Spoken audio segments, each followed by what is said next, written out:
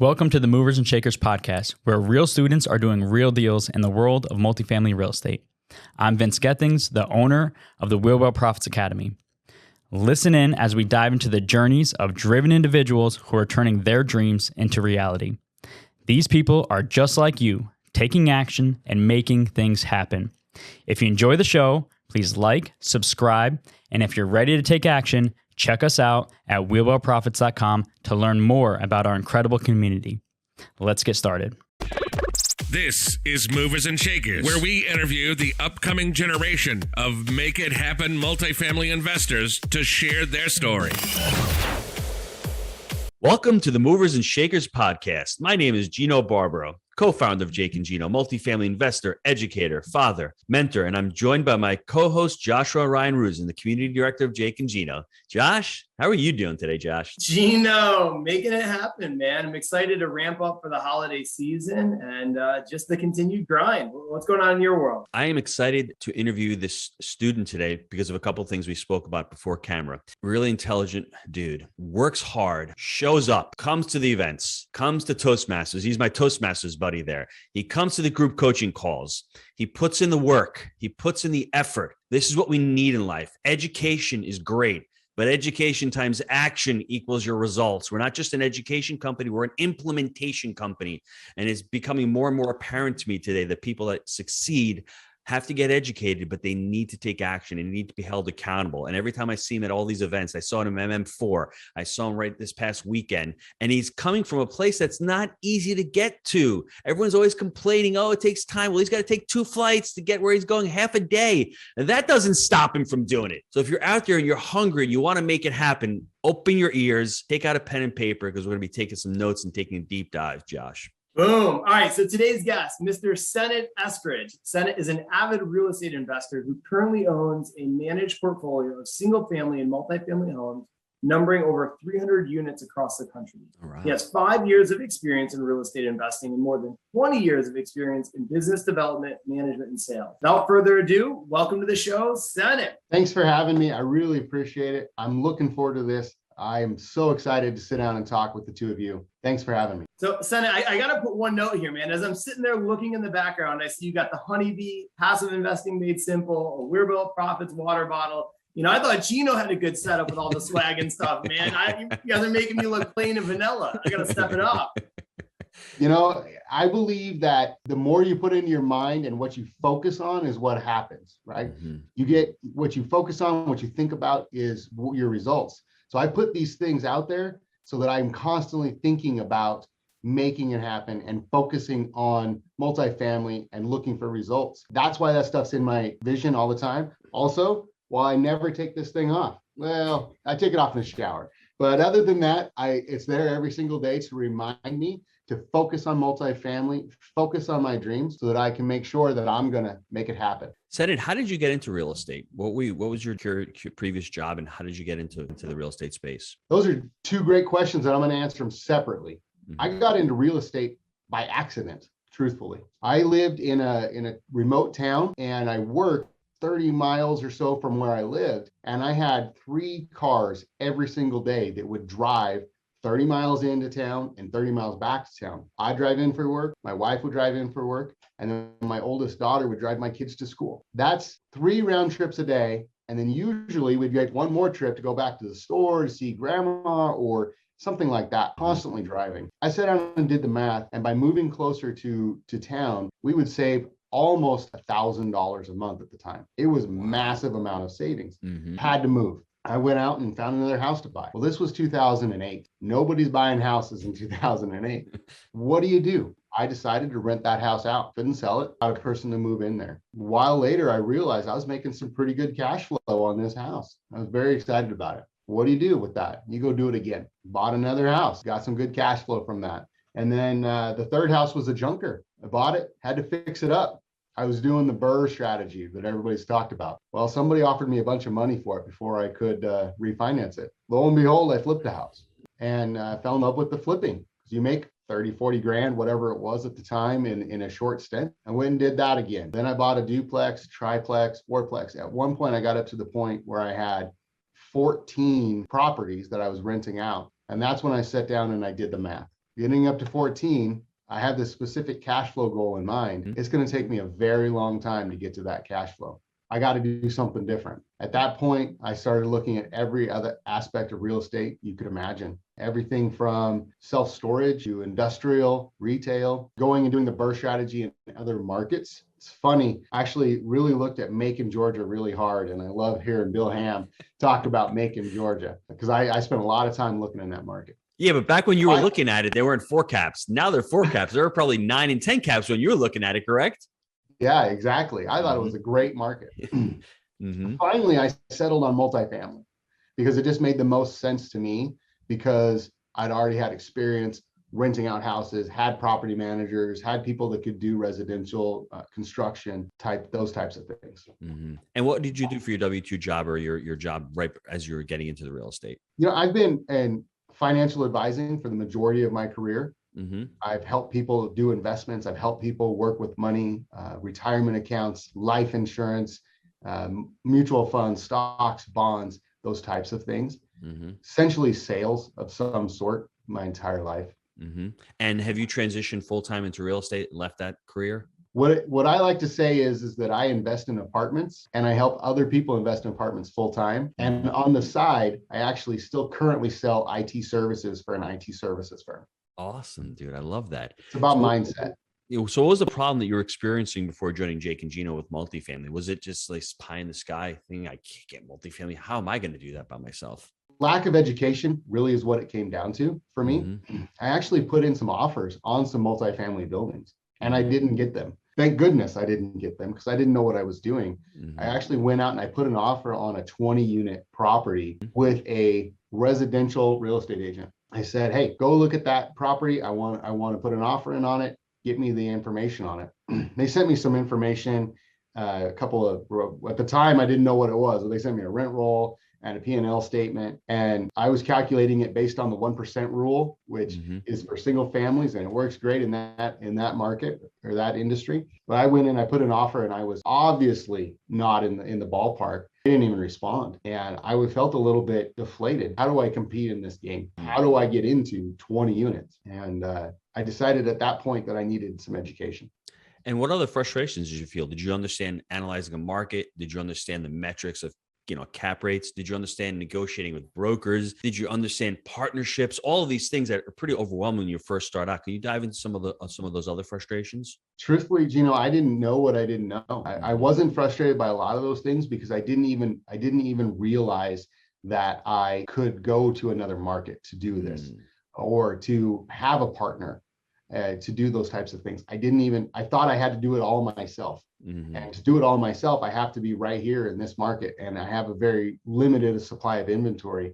And I didn't have the proper vision. There's this analogy about light, right? And when you light a candle, you can see a little bit more. And maybe you can see that next candle. And so what education to me was lighting more candles in the room. And I could now see a little bit more of the room. And actually, once I got that education, I was a little more frustrated afterwards because I realized what I needed to do. And I realized that I was making these mistakes. I love that, everybody. Stephen Covey says it best. I always love his quote. People see the world as they are, not as it is. And I had a very similar experience with Senate when I first started out. I'm in the market of New York, 45 minutes north, nothing cash flows, expenses are hard. And until I got educated, went out and invested in a mentorship program. Oh, I can invest outside my market. Oh, I can get third-party property management. I didn't have any of those thoughts. And that's the amazing thing when you start being who's successful. As Josh likes to say, success leaves clues. If you want to get into a certain endeavor, find out who's really making the difference in that endeavor and actually go out there and get educated on it. And then obviously taking that massive action. What was the big difference once you joined the community? What did you learn from the community and from the education itself that you were able to utilize to start getting into deals? I would say the biggest epiphany that I had of once I got into the community was that I didn't have to do it all myself and that I could focus in on one aspect of the business. That totally changed the game for me, to be able to allow partners to come in and add value to me and allow me to add value to them. I love that. What else has the community allowed for you? What else have you, if you as far as value, gotten from the Jake and Gino community? The community that you and the rest of the team have built has been transformational to me on so many levels. I've learned about multifamily, cap rates, markets, the difference between asset management and property management. I've learned about the ability to go out and raise capital. I've learned about just the different aspects of the business and the fact that multifamily is a business, not an investment. When I first got in multifamily, I still thought of it as how I invested in houses. I wasn't a business owner. I didn't have a business mindset in that aspect.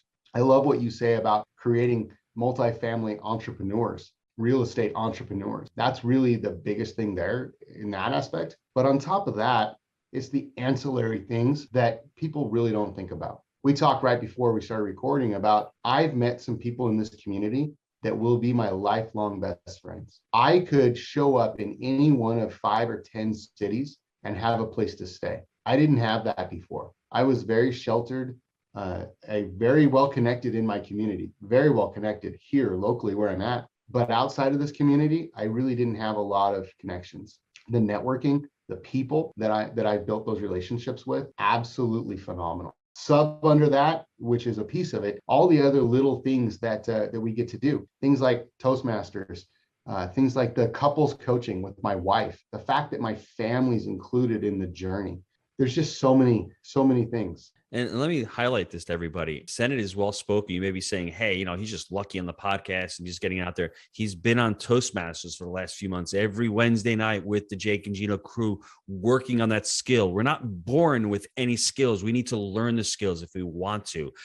Being on the couples coaching, coming out to the events, MM4 in October, coming out to the Finance Right this past weekend, going to the event before that. I mean, that's what it takes. It takes an amazing community, but it takes you as the listener to go out there and put that effort to be able to grow and to be able to find the right fit. The community that you're joining has to have the right fit, has to resonate with you. And like you say, we create multifamily entrepreneurs. If you're out there trying to get rich in the next 12 to 18 months, this is not the community for you, because we want to build legacy wealth, but legacy skills. And like Senate said, it's so important for us to involve your family in that journey. So for them to actually, you're going to have something to pass on to them. It's not just money. It's not just buildings. It's actually a skill set and a mindset that you can pass on to them. So I appreciate you saying that. Let's talk about the deal. I mean, you've closed deal. Let's talk about one deal you want to discuss with the listeners out there.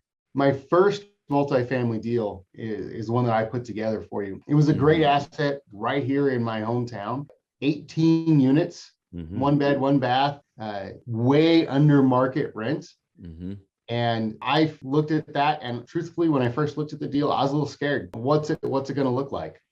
How's it going to work? And we put it together, and it's been a phenomenal deal. I tell you, I thought it was going to perform here, and it's actually performing here. And this is a testament to the power of partnerships. I actually worked with this on a team of people that I met, and that are actually all part of the Jake and Gino community. My partner reached out to the owners of this property almost a year ago before we got it and said, I'm interested in your property. Do you want to sell? And the answer was, maybe someday. And so he continually followed up with this owner and built a relationship with him and called him, I don't know the number of times, 3 or 4, maybe 5 times over the course of a year. And finally, the guy said, maybe I'd sell it someday. Why don't you sit down and give me an offer? Let's talk about it. That's really how we got into it. They brought the deal to me, and we worked through all the underwriting and all the numbers and figured out what we had to do to be able to make an offer on it. And with the way the markets, the rents were so far under market, there was no way we were going to be able to get a bank to finance it. The debt service coverage ratio, something I've learned through the Jake and Gino community, was actually really low. What do? Well, you've got to be creative, right? Bill Ham's book about creative cash. We went back to him and asked him to do an owner financing on it. The only way this works is because my partners had built that relationship with this gentleman and built the level of trust with him. We went out and we put out a creative offer, offered him a good sized down payment, and asked him to carry the note back. And he agreed to it. We have a 5-year note with this person with a 2-year prepayment program on it and a 5-year balloon. What that means is we've got to refinance it somewhere between years 2 and 5 and pay them off. It was a great asset. It's a little bit older, but in our market, that's okay. We were very educated about that market and what the needs are of that building. We've got a pretty dry climate, so buildings don't deteriorate the same way as they do in other areas. And so just knowing that asset, knowing the age and the quality, we decided to go in and start with that outside in renovation. And we got this great business plan of we're gonna do all new paint in the outside. We're gonna clean up the outside, just make it beautiful so that the people really want to live there. Well, we got into it, and I don't know if you know, but there's this big pandemic thing that's been happening, and nobody can get any supplies. So when I said I don't remember the number, 50 gallons of paint or something like that to paint this building, the paint supply store said, okay, but it's going to be some astronomical number. I think the quote was $30,000, and I budgeted 15, literally double the cost. Well, we're not doing that. We decided to put that on hold. We're going to do that in the spring. And so we shifted gears, and now we're doing inside renovations right now, focusing on floors, countertops, paint, kitchens, bathrooms, to make this a place that somebody would want to live. And we've been able to take the rents from low 400s, and we're almost 800 on those renovated units. Wow. And we added in rubs, right? So we're billing back for utilities. We've projected that we're going to be able to double the value of this business in 2-ish years. When I go back to the bank and ask them to refinance it, it's going to be a slam dunk. Yes. So everybody, he's got creative financing with seller financing.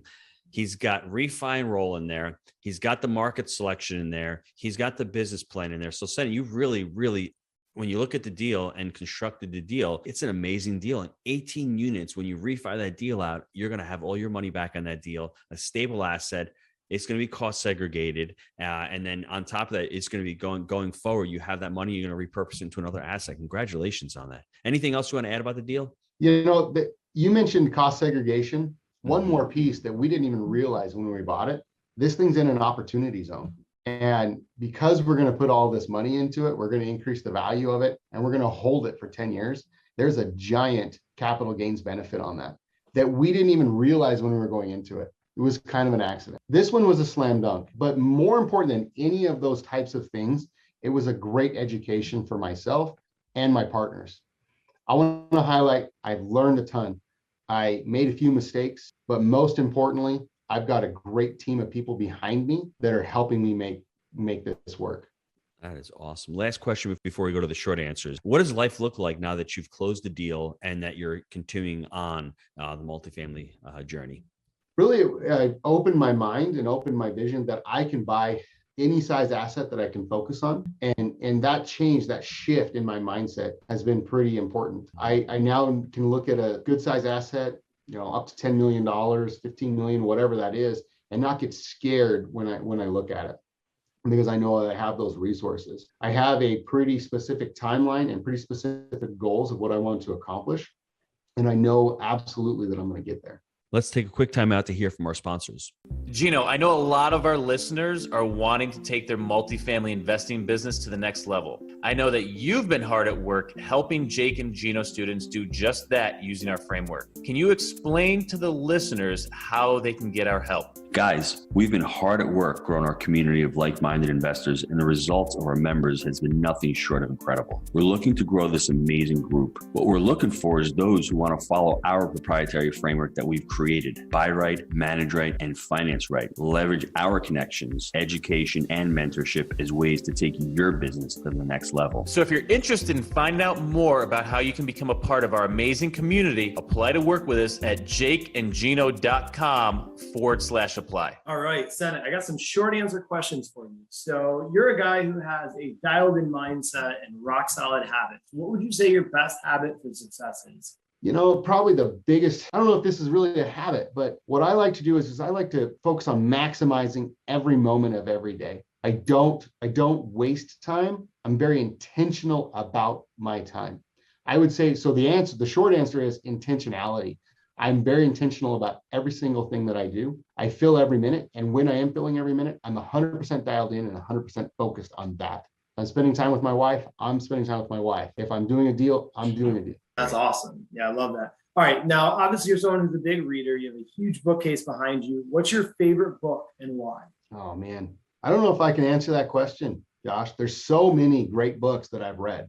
T. Harv Eker's got a great book, Secrets of the Millionaire Mind, and there's How to Win Friends and Influence People that have just all been foundational for me.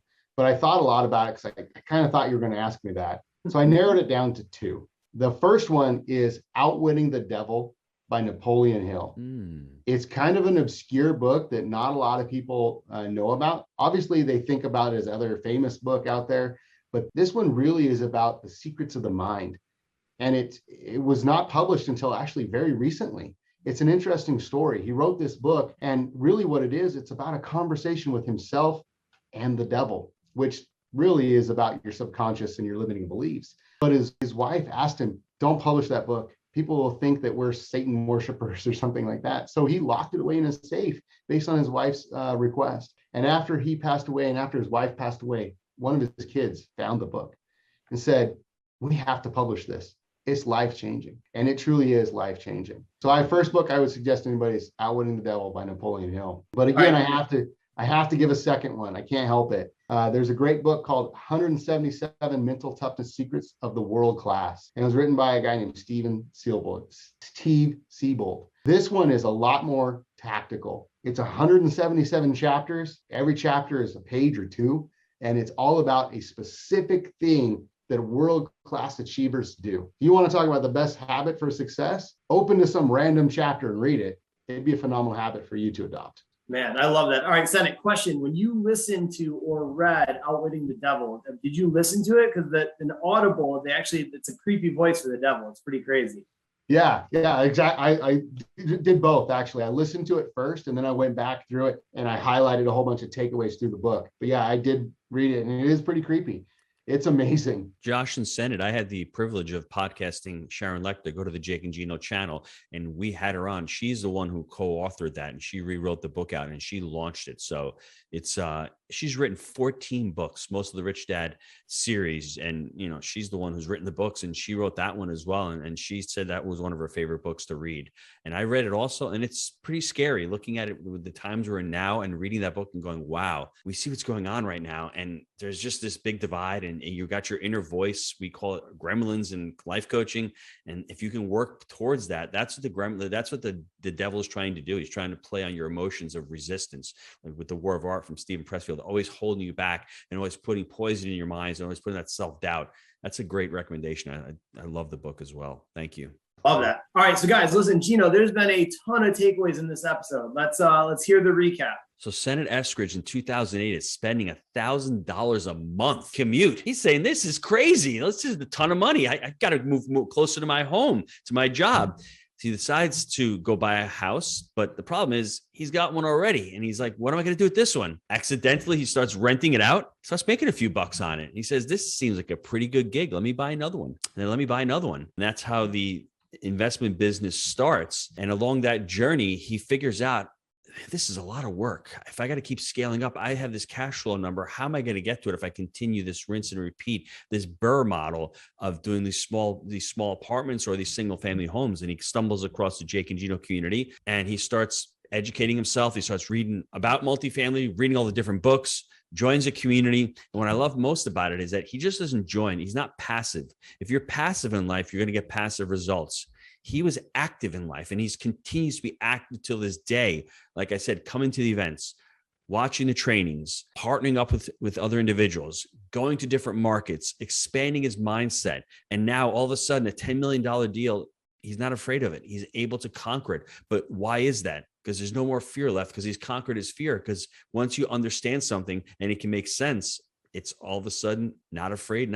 You're not afraid of it anymore. So take his blueprint, see what he's done, start with the education, then with the action, and then continuing along with your action and continuing along with, I'm sure that Senate revises his goals. He's got goals written out, and he's intentional, because somebody says intentionality is one of their habits. They are intentional with laying out weekly goals, monthly goals, yearly goals, 5-year goals, whatever that looks like. So be intentional in your life as well. Boom. I love that. All right, Senate, how can the listeners get a hold of you? You know, I'm pretty active on social media, but the Facebook, LinkedIn, but the best way to get a hold of me is just go to my website. Pretty easy, www.senateeskridge.com, or just shoot me an email, senate@senateeskridge.com. All right. Well, listen, Senate, I want to thank you for being an amazing guest on the show and sharing your movers and shakers story. Now, guys, listen, if you like the show, please leave us a review. And until next time, let's make it a movers and shakers week. See you, everybody. Thanks, Senate. Thanks.